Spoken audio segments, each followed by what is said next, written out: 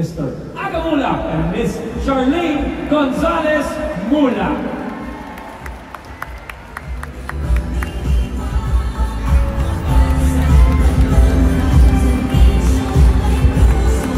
Magandang gabi po. Merry Christmas, MVP Group of Companies. We are so honored really to be part of this big family at maraming salamat po sa inyong puso at serbisyo. Maraming salamat din at Merry Christmas din po sa inyong lahat.